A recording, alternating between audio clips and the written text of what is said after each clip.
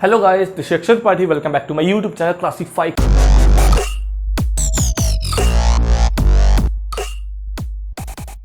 कैसे हो सब? बहुत बढ़िया। हम लोग रैपिड रिवीजन सीरीज कर रहे हैं। इसमें हम लोग वो टॉपिक्स को डिस्कस कर रहे हैं जिसमें कि आपके एग्जाम में आने की प्रोबेबिलिटी बहुत ज़्यादा है। हम लोग लास्ट टॉपिक मॉडर्न फिजिक्स में ना क्या देखा था, हम लोगों ने de Broglie hypothesis and photon flux का कंसेप्ट देखा था। आज हम लोग मॉडर्न फिजिक्स में क्या देखेंगे? अगर आपने उन वीडियोस को नहीं देखा है तो जाके पहले उन वीडियोस को देखो, लिंक डिस्क्रिप्शन में बहुत ही प्यार से मिल जाएगा। आज का टॉपिक हमारा है कि हम लोग मॉडर्न फिजिक्स के एक और इंपॉर्टेंट कंसेप्ट जो कि है फोटो इलेक्ट्रिक इफेक्ट को डिस्कस करते हैं। तो शुरू करें? ठीक है। फोटो इलेक्ट्रिक इफेक्ट क्या होता है? बेसिकली जो मोटा मोटा समझाने, क्योंकि यहाँ पे हमको रैपिड रिवीजन करना है, समझना भी है, क्योंकि कॉन्सेप्ट हमको आते हैं उनको बहुत ही जल्दी रिवाइज करना है। तो कैसे करना है? फोटो इलेक्ट्रिक इफेक्ट क्या होता है कि फोटॉन्स आते थे, उनके पास अगर इतनी एनर्जी होती थी कि वो इलेक्ट्रॉन को एक्साइट करवाएं तो इलेक्ट्रॉन निकलता था। अगर उससे ज्यादा उनके पास एनर्जी होती तो वो अपनी ऑर्बिट छोड़ के निकल के बाहर घूमता टहलता मस्ती करता था। इतना कंसेप्ट फोटो इलेक्ट्रिक इफेक्ट ने बताया। तो इनके फॉर्मूलोस में कंसेप्ट्स में जाने की कोशिश करते हैं। सबसे पहले फॉर्मूला क्या आता था? वर्क फंक्शन का आता था। वर्क फंक्शन क्या होता था हमारा? रिवाइज करते चलेगा। Work function phi not. Work function क्या होता था? इतनी मिनिमम एनर्जी इलेक्ट्रॉन को, क्योंकि इलेक्ट्रॉन को बाहर आने के लिए एनर्जी चाहिए, वो देने वाला कौन है? हमारे पास फोटोन। तो एनर्जी देगा तो एनर्जी कितनी मिनिमम? भाई हमको भैया 10 रुपए की जरूरत है, 10 रुपए की जरूरत है, बाकी हमको भाई 5 रुपए तुम लाके दे दो, हमको कोई फर्क नहीं, हमको मिनिमम 10 रुपए तो चाहिए। तो वैसे इसको मिनिमम कुछ एनर्जी चाहिए, उस एनर्जी को नाम दिया गया वर्क फंक्शन। वो कैसे निकालेगी? मान लो एच न्यू, क्योंकि एनर्जी तो होगी एच बाई लेमडा, क्योंकि फोटोन की एनर्जी इसको मिल रही है। फोटोन की एनर्जी मिल रही है तो H by lambda H new होती है। तो इतनी हो गया। अगर इसको एच न्यू नॉट बोल दे तो वर्क फंक्शन की डिफिनेशन आपको हाँ बिल्कुल क्लियर होगी कि वर्क फंक्शन क्या होता है। H nu phi not equal to h nu not, या इसी को बोल सकते हो h c by lambda not. ये आपको फॉर्मूले क्लियर हो गए होंगे। ये होता है वर्क फंक्शन। अब फोटो इलेक्ट्रिक इफेक्ट जो कि अल्बर्ट आइंस्टाइन जी ने दिया था, उसका क्या था? फोटो इलेक्ट्रिक इफेक्ट को समझने की कोशिश करो। क्या था कि हमने कुछ एनर्जी प्रोवाइड की, हमने मतलब फोटोन ने कुछ एनर्जी दी इलेक्ट्रॉन ने। अगर इलेक्ट्रॉन ने वो एनर्जी ले ली, उस इलेक्ट्रॉन ने एनर्जी लेने के बाद वो आएगा, वो कहेगा इतनी हमको मिल रही है हमको सरफेस तक आने के लिए। अगर सरफेस तक आ गए उसके बाद भी कुछ एक्स्ट्रा एनर्जी दे सकते हैं हम लोग। हाँ बिल्कुल दे। मेरी रिक्वायरमेंट 10 रुपए की थी, मुझे किसी ने 20 रुपए ला के दे दी तो मैं 10 में तो चला जाऊंगा, फिर 10 रुपए मेरे पास बच गया, उसकी मैं मस्ती कर लूंगा। उसी तरीके से आप देख सकते हो यहाँ पे कि अगर एक्स्ट्रा एनर्जी हमको मिल गई तो वो एक्स्ट्रा एनर्जी हम लोग क्या एक्साइट करेंगे, तो एक्साइट करने का मतलब हमारे पास काइनेटिक एनर्जी आ जाएगी। तो उसी लिए फॉर्मूला क्या दिया गया? Kinetic energy max. ये कि जो मैं फोटो इलेक्ट्रिक इफेक्ट की इक्वेशन लिख रहा हूं, ध्यान सुनिएगा। Kinetic energy max equal to क्या? एच न्यू, जो एनर्जी आई माइनस जो एनर्जी हमको चाहिए ही चाहिए, इतनी चाहिए, उसके बाद जो बच गई वो एच न्यू नॉट, या इसी को बोल सकते हो, ये फॉर्मूला हमारा आ गया। इसी को या तो हम लोग बोल सकते हैं फाई नॉट। तो ये फॉर्मूला किसका? ये फोटो इलेक्ट्रिक इफेक्ट का बहुत ही प्यारा फॉर्मूला आ गया। ये कंसेप्ट आपको समझ, ये आपको मैंने रिवाइज करा दिया थोड़ा सा। अब इसमें जो मेन इसका वेरिएशन होता है फ्रीक्वेंसी की वजह से, उन सबको देखने की कोशिश करते हैं। ठीक है, क्या क्या होता है ये आपको फॉर्मूला क्लियर हो गया? ओके। तो आपने फोटो इलेक्ट्रिक इफेक्ट की इक्वेशन ये देख ली। यहाँ हमने ये इक्वेशन अभी लिखी थी। अगर ये इक्वेशन लिख दी, अब इसमें वेरिएशंस क्या हो सकते हैं कि फ्रीक्वेंसी की वजह से वेरिएशन हो, या पोटेंशियल की वजह से वेरिएशन हो, इंटेंसिटी की वजह से वेरिएशन हो। इन वेरिएशंस को देखने से पहले एक कंसेप्ट आपको और मैं बता देता हूं, काइनेटिक एनर्जी ऑफ इलेक्ट्रॉन। इसमें बच्चे बहुत कंफ्यूज होते हैं। Kinetic energy of electron and photo current, इन दोनों में डिफरेंस समझने की कोशिश करो। जरा ध्यान देना मैं क्या बोल रहा हूं। काइनेटिक एनर्जी ऑफ इलेक्ट्रॉन क्या? मैंने फोटोन आया, उसने इलेक्ट्रॉन को एनर्जी दी, इलेक्ट्रॉन ने कुछ एनर्जी ली सरफेस तक आने के बाद, उसके बाद जो एनर्जी बच गई जो कि इस इक्वेशन से आ गई, वो उसकी काइनेटिक एनर्जी हो गई। मतलब जितनी ज्यादा फोटोन एनर्जी लेके आया उतनी ज्यादा इलेक्ट्रॉन है ना सरफेस तक आने के लिए कांस्टेंट एनर्जी लेकर, जिसको वर्क फंक्शन, उसके बाद वो एक्साइट करने के लिए काइनेटिक एनर्जी क्या होगी? जो बची कुछ ही एनर्जी उसके पास रह गई, तो वो होती है उसकी क्या बोलते हैं उसको? Kinetic energy of electron. Photo current का क्या मतलब है?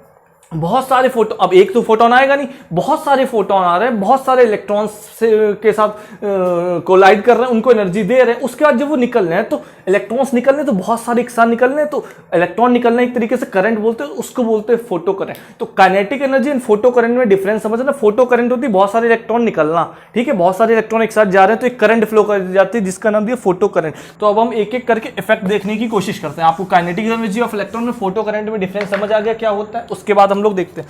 अभी मैं आपको सिंपली बता ही चुका हूं, क्या बता चुका हूं कि effect of intensity of light. Intensity का फोटो करंट में अगर मैं वेरिएशन देखता हूं, इधर साइड में फोटो करंट लेता हूं, फोटो करंट, ये जल्दी जल्दी रैपिड रिवीजन है, आपको बहुत ही जल्दी बताना है। और यहाँ पे इंटेंसिटी लेते हैं, तो क्या फर्क पड़ रहा होगा, इंटेंसिटी जितनी ज्यादा होगी, अभी मैं समझा क्या, इंटेंसिटी जितनी ज्यादा होगी उतने ज्यादा फोटो करंट होगी, मतलब उतने ज्यादा इलेक्ट्रॉन निकल रहे होंगे, अगर निकल पा रहे होंगे, ये भी पॉइंट दिमाग में रखना।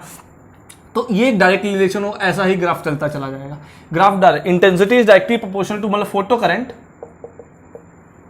Is directly proportional to intensity. ये आप सीधे कंसेप्ट दिमाग में सेट रख सकते हो, ऐसे हो सकते हो, ठीक है। ये आपको समझ आ गया, ये किसके लिए था, इंटेंसिटी ऑफ लाइट के लिए। क्लियर हो गया आपको ग्राफ, बहुत ही अच्छे तरीके से समझ आ गया। अब हम लोग देखते हैं किसकी वजह से, पोटेंशियल की वजह से। पोटेंशियल क्या होता है, अब ये फॉर्मूला आपने देखा है, हाँ बहुत बढ़िया देखा है। काइनेटिक एनर्जी क्या होती है, काइनेटिक एनर्जी जो होगी, जो टोटल एनर्जी आ रही है उसमें से जो वर्क फंक्शन माइनस कर दिया, उसके बाद जो बच गई वो काइनेटिक एनर्जी होती थी। क्या काइनेटिक एनर्जी को हम लोग ये लिख सकते हैं, इलेक्ट्रॉन की energy into potential eV q, kinetic energy equal to q भी लिख सकते हैं। जब वो पोटेंशियल से एक्सेलरेट होती है तो वो काइनेटिक एनर्जी कन्वर्ट हो जाती है। तो सिंपल ये फॉर्मूला हम लोग देख सकते हैं, ई वी इक्वल टू यहाँ पे लिख सकते हो H new minus H nu not. New not मतलब यहाँ पे वर्क फंक्शन वाली फ्रीक्वेंसी, ठीक है। तो यहाँ से वी को अगर मैं कैलकुलेट करता हूँ, वी ये पोटेंशियल वाला वी है, यहाँ से H by E nu minus H nu not upon E. क्या ये टर्म कांस्टेंट है, चेक करो, एच कांस्टेंट न्यू कांस्टेंट, क्योंकि एनर्जी ई भी कांस्टेंट, तो ये पूरा टर्म कांस्टेंट है। इसमें ये टर्म कांस्टेंट है एच बाई ई, हाँ ये तो यूनिवर्सल कांस्टेंट होगा भैया, क्यों होगा, क्योंकि एच प्लैंक कांस्टेंट है, ई इलेक्ट्रॉन की ना चार्ज की वैल्यू, ये दोनों कांस्टेंट होते हैं। तो क्या ये इक्वेशन थोड़ा सा आप देखो, y equal to m x plus c type की दिख रही है, y equal to m x plus c type की। एम एक्स प्लस सी का क्या मतलब, m स्लोप हो गया, ये क्या हो गया इसका y, अगर मैं इसको v को y के साथ रिलेट कर दूं और x को न्यू के साथ रिलेट कर दूं, तो देखो m ये वैल्यू हो गई, c की वैल्यू हो गई। तो ये स्ट्रेट लाइन की इक्वेशन तरह लिखा है, किसके बीच में, स्ट्रेट लाइन की इक्वेशन तो लिखी है, लेकिन किसके किसके बीच में, जरा चेक करना।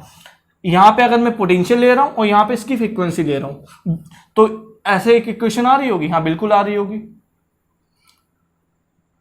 क्यों आ रही होगी, क्यों, देखो, और ये स्लोप कहां पे जा रहा होगा, निगेटिव, तो मतलब ऐसे ऐसे कुछ कुछ आ रही होगी ये स्लोप। तो इस तरीके से समझ सकते हो इस इक्वेशन को, हाँ बिल्कुल समझ सकते हो। अगर मैं ऐसी बहुत सारी ग्राफ बना दूं, क्या ये इन दोनों के बीच में ये जो एंगल होगा स्लोप, जो कि स्लोप क्या होता था, एंगल होता tan थीटा, क्या ये एंगल दोनों के लिए सेम होगा कि अलग होगा, जरा चेक करके दिमाग में सोचो।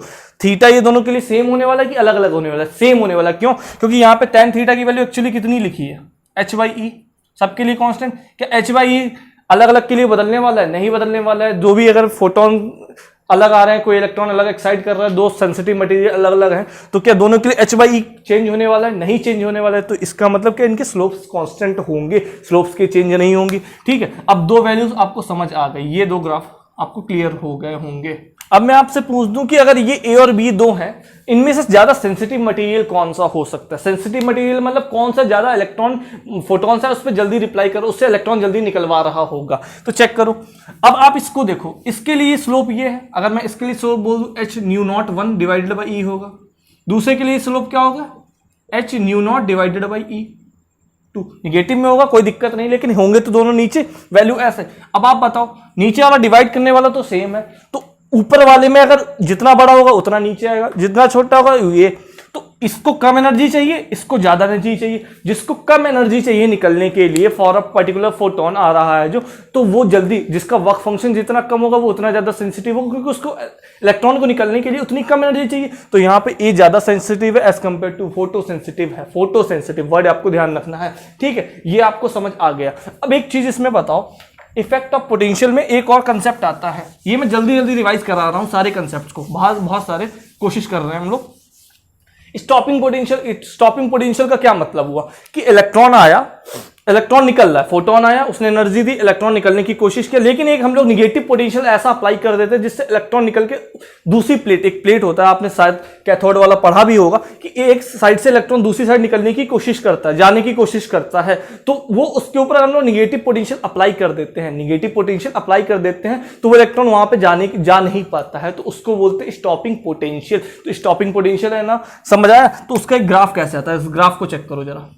तो यहां पे है इसमें फोटो करंट और नीचे है stopping potential. Stopping potential, stopping potential, दो कंसेप्ट आपको समझना है। अब मैंने क्या बताया कि जैसे जैसे स्टॉपिंग पोटेंशियल बढ़ाते चले जाते हो, मतलब नेगेटिव पोटेंशियल जैसे जैसे बढ़ाते हो वैसे इलेक्ट्रॉन्स का जाना कम हो जाता है दूसरी प्लेट पे। जब इलेक्ट्रॉन्स का जाना कम मतलब फोटो करंट कम हो रही, तो फोटो करंट कम, तो ये ग्राफ कैसे आएगा, जरा ध्यान देना इस चीज़ के ऊपर थोड़ा सा कि ग्राफ कैसे आने वाला होगा। ऐसे कुछ कुछ ग्राफ आएगा, जैसे अभी तो निगेटिव में आया नहीं, अभी तो पॉजिटिव पोटेंशियल में, जैसे जैसे निगेटिव पोटेंशियल में आ रहे होगे वैसे वैसे देखना धीरे धीरे फोटो करंट की वैल्यू कम हो जाएगी, और एक टाइम ऐसा आ जाएगा जो कि होगी स्टॉपिंग पोटेंशियल की वैल्यू किसी एक फ्रीक्वेंसी पे, जहां पे फ्रीक्वेंसी बोल रहा हूं, यहां पे V0 होगा स्टॉपिंग पोटेंशियल निगेटिव की वैल्यू, जहां पे कि करंट बिल्कुल जीरो हो जाएगी, फोटो करंट बिल्कुल जीरो हो जाएगी, क्योंकि कोई इलेक्ट्रॉन तो जा ही नहीं रहा है। तो ये एक केस हो गया। अगर मैं एक दूसरा ही केस ले लूं साथ में, बोल सकते हैं क्या, एक ऐसा ग्राफ बना दिया, एक ऐसा ग्राफ बना दिया, तो बताओ अगर मैं इसकी इंटेंसिटी I1 बोल दूं, इसकी इंटेंसिटी I2 बोल दूं, इसकी इंटेंसिटी I3 बोल दूं, तो इसमें सबसे ज्यादा इंटेंसिटी किसकी, मतलब इसमें फोटो करंट के हिसाब से तो I1 ज्यादा होगा कि I2 ज्यादा होगा कि I3 ज्यादा होगा, सोचो। I3 सबसे ज्यादा होगा, क्यों, क्योंकि देखो फोटो करंट इंटेंसिटी जितनी ज्यादा उतनी ज्यादा फोटो करंट होनी चाहिए, अभी ऊपर पढ़ के आए हो, तो हाँ I3 ज्यादा होना चाहिए, I2 उससे कम, I1 सबसे कम। तो समझ आया कि I3 सबसे ज्यादा, I2 उससे कम एंड I1 सबसे कम। ये कंसेप्ट आपको समझ आ गया होगा, आई होप। अब एक बात आप हमको बताओ, एक मैं चीज आपसे और पूछ देता हूं इसी कंसेप्ट में, क्या स्टॉपिंग पोटेंशियल इंटेंसिटी पे डिपेंड करता है? नहीं, स्टॉपिंग पोटेंशियल फ्रीक्वेंसी पे डिपेंड करता है। क्यों भैया ऐसा बोल दिया? काइनेटिक एनर्जी जो आपके पास एक्स्ट्रा आई है वो कहां से आ रही? फ्रीक्वेंसी के चेंज होने से, ना कि इंटेंसिटी के चेंज होने से। जब फ्रीक्वेंसी के चेंज होने से काइनेटिक एनर्जी एक्स्ट्रा हो रही, और स्टॉपिंग पोटेंशियल किस पे एक्चुअली डिपेंड कर रहा है? वो भी आपका किस पे डिपेंड कर रहा है? वो भी आपका फ्रीक्वेंसी पे ही डिपेंड कर रहा है। तो इंटेंसिटी का यहां पे कोई रोल नहीं है। तो stopping potential is independent of intensity. Stopping potential is independent of intensity. अगर मैं ग्राफ बनाने की कोशिश करूं, ये स्टॉपिंग पोटेंशियल है अगर इस साइड में, और यहां पे अगर इंटेंसिटी है, तो इससे कोई फर्क नहीं पड़ेगा इसको। ये सिंपल स्ट्रेट लाइन बनेगा बिल्कुल सा, कांस्टेंट वैल्यू हर टाइम पे इसकी रहने वाली। क्यों? क्योंकि इंटेंसिटी फोटो करंट पे डिपेंड, इंटेंसिटी और फोटो करंट का रिलेशन होता है, इंटेंसिटी और स्टॉपिंग पोटेंशियल का कोई रिलेशन नहीं होता। लास्ट टॉपिक पकड़ते हैं हम लोग कि फ्रीक्वेंसी की वजह से क्या क्या दिक्कत होती है, क्या क्या वेरिएशंस आते हैं। तो हम लोग इफेक्ट ऑफ फ्रीक्वेंसी देखने की कोशिश करते हैं। इफेक्ट ऑफ फ्रीक्वेंसी में सबसे पहले देखो कि आपके पास मान लो पर्टिकुलर इंटेंसिटी की लाइट आ रही है, 3 लाइट्स आ रही है जिनकी तीनों की फ्रीक्वेंसी अलग अलग है। आपके पास एक इंटेंसिटी की लाइट आ रही है, सबकी इंटेंसिटी बराबर है, लेकिन तीनों की फ्रीक्वेंसीज अलग अलग है। क्या बोलने का मतलब, जरा चेक करो ग्राफ में, आपको सीधे समझाने की कोशिश करता हूं इस चीज को, कि यहां पे क्या होगा आपका स्टॉपिंग पोटेंशियल, ठीक है, और इसमें क्या होगी आपकी फोटो करंट, यही तो होने वाला है। एक ही इंटेंसिटी की लाइट आएगी हर जगह, 3 लाइट्स आएंगी, लेकिन सबकी इंटेंसिटी एक ही होगी। अब लेकिन सबकी फ्रीक्वेंसीज अलग अलग है। अब सोचो इस कंसेप्ट को, मैंने अभी बता के आया था थोड़ी देर पहले, मैंने क्या बताया कि frequency is directly proportional to stopping potential. कैसे बोल रहे हो भैया इस बात को, फिर से एक बार रिपीट करो। स्टॉपिंग पोटेंशियल, ठीक है, ये चीज आपने कैसे बोल दी? जब किसी फ्रीक्वेंसी की लाइट आ रही है, उस फ्रीक्वेंसी की लाइट आ रही मतलब एच न्यू आपका बढ़ रहा होगा, या मान लो काम है कुछ भी है, एच न्यू आ रही मतलब उसकी एनर्जी फ्रीक्वेंसी पे डिपेंड करती है। जब फ्रीक्वेंसी पे एनर्जी डिपेंड करती है, उसकी एनर्जी उस हिसाब से कम ज्यादा होगी। अब एनर्जी उस हिसाब से कम ज्यादा होगी, उसकी काइनेटिक एनर्जी उस हिसाब से कम ज्यादा होगी। जब काइनेटिक एनर्जी कम ज्यादा होगी तो वो किस पे काइनेटिक एनर्जी किसके ऊपर डिपेंड करती है? सेम स्टॉपिंग पोटेंशियल और काइनेटिक एनर्जी का डायरेक्ट रिलेशन एक ही बात होती है यहाँ पे समझने के लिए, क्योंकि जितना आप इलेक्ट्रॉन निकलने की कोशिश कर रहा है उतना ही ना दूसरी साइड से स्टॉपिंग पोटेंशियल अप्लाई करो कि नहीं हम तुमको निकलने नहीं देंगे। तो अगर मैं बोल दूं एक इंटेंसिटी की लाइट तीनों आ रही है, तो अगर ये ग्राफ ऐसे आता है, अगर मैं ये एक फ्रीक्वेंसी मतलब V1 बोलता हूं, V01, ये V02 and V03, 3 stopping potential है, तो मैं इनसे पूछूंगा सबसे ज्यादा फ्रीक्वेंसी ऑफ लाइट किसकी थी?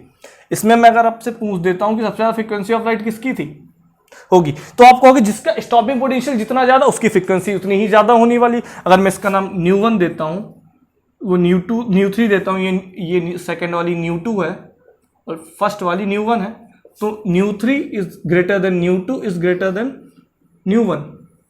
ये न्यू3 सबसे ज्यादा होगी, न्यू2 उससे कम एंड न्यू1 सबसे कम। क्यों ऐसा बोल रहे हो भैया? ये इसलिए बोल रहे हैं कि स्टॉपिंग पोटेंशियल का ये कंसेप्ट था पूरा फोटो करंट में, तो ये आपको कोई दिक्कत नहीं होगी। बहुत ही जल्दी बहुत ही तेज तरीके से मैंने आपको समझाने की कोशिश की। आई होप आपको समझ आया होगा। अगर मेरा काम आपको पसंद आता है तो आप मेरे चैनल को सब्सक्राइब कर सकते हैं, शेयर कर सकते हैं अपने फ्रेंड्स के बीच में। Thank you for watching.